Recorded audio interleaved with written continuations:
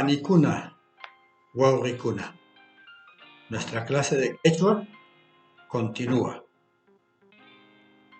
En esta clase comenzamos exactamente el aspecto gramatical.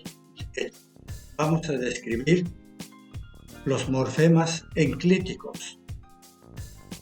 Como la lengua quechua es aglutinante, los morfemas enclíticos van en nombres y verbos.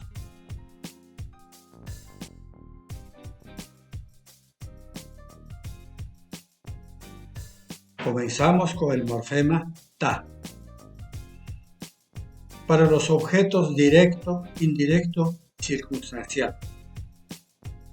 En oración simple, como objeto directo. En las lenguas con declinación nominal, equivale al caso acusativo. Imata peyranki. Ahí la palabra imata tiene dos elementos, base ima, ta, morfema. ¿Qué escribes? Carta taqillra. Escribo carta. Chumi chakranta arum. Domingo labra su chacra. Chacra es terreno de cultivo. En oración simple, como objeto indirecto, con verbos que significan dar, regalar y ofrecer. Yachacer, yachakorta, qillrata, yachatzin. El profesor enseña la escritura al estudiante. Aquí yachakoj es objeto indirecto, pero lleva el morfema ta. Rishiahta hampita upiatzi. Hago beber remedio al enfermo. En estos ejemplos, los objetos indirectos están resaltados. El objeto con ta resaltado es indirecto. En oración compuesta, la oración subordinada es objeto directo. Algunos lo llaman acusativo oracional. Allí kutikai nikita muna. Deseo que te sanes bien. Ahora, como objeto circunstancial del lugar, con verbos de movimiento con destino determinado. Waray limahta aywashah.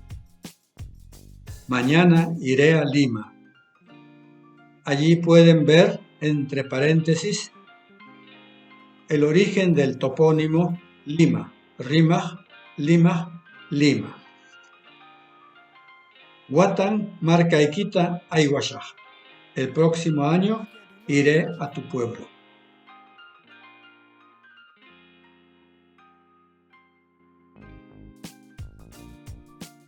Hampi wasita aywa.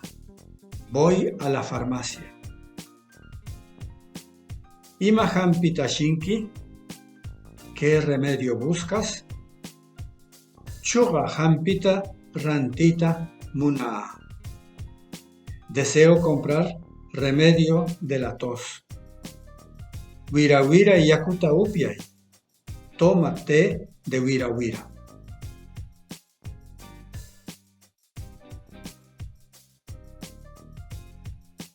Allí buscar. Yoga, tos. Hampi, remedio. Wira wira es una planta. Wira wira y también llaman oreja de venado porque se parece. Y su nombre científico, Culcitium conescens, pero pronunciado en latín vulgar, Culchisium canescens. Upiay, comprar. Yaku, agua.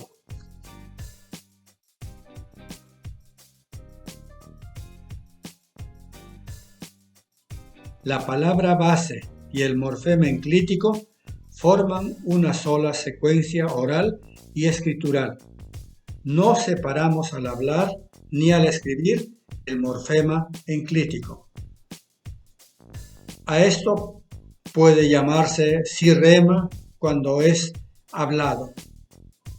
Y hay que tener cuidado, no hablar pues palabra por palabra, morfema por morfema, porque hay morfemas que son enclíticos, como en el castellano, proclíticos, y allí no se hace pausa.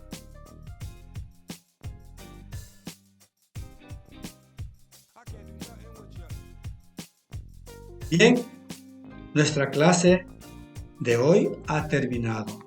Envíen sus comentarios, por favor. Panicuna, Wawrikuna, Aywaya. Hermanas y hermanos, hasta pronto.